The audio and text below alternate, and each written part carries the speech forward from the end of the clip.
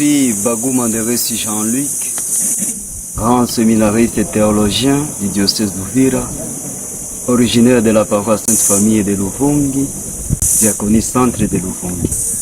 Après avoir réussi mon diplôme en 2014, j'ai passé mes 2 années d'expérience à la maison. Après, en 2017, j'ai commencé la propédétique Saint-Pierre-Claver de Kiringi dans le diocèse d'Uvira. Et maintenant, je suis grand séminariste et théologien. Je vais commencer la 2e année de théologie au grand séminaire Saint-Octave de Butembo. Ma vocation est née depuis que j'étais encore tout petit enfant, parce que j'ai grandi dans une famille chrétienne, du père et de la mère.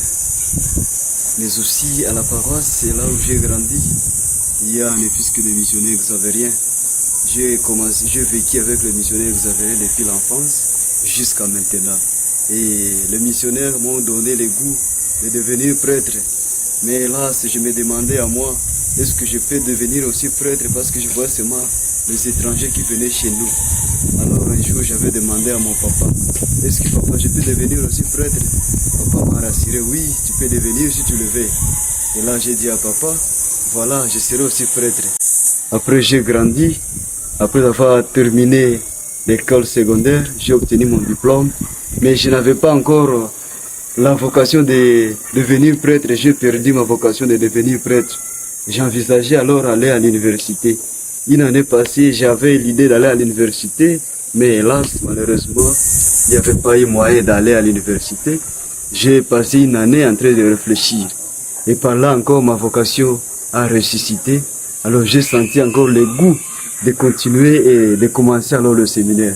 C'est par là que mes amis m'ont dit, bon, tu peux seulement suivre ton cœur et aller là où ton cœur te dit de partir.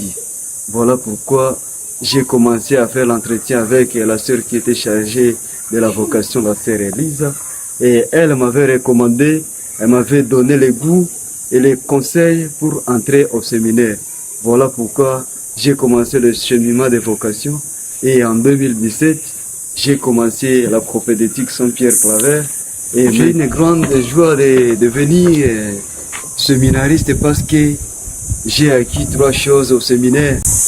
La santé, il y a 3 ce que nous disons, la santé, la science, ainsi que la vie spirituelle.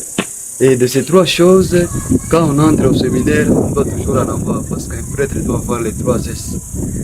Entrer dans la maison de formation, vraiment, ça change totalement. On ne peut pas rester tel qu'on était, parce que là, on doit rencontrer le Seigneur.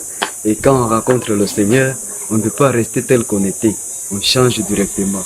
Encore, ce que j'ai réussi au séminaire, c'est la collaboration avec les autres.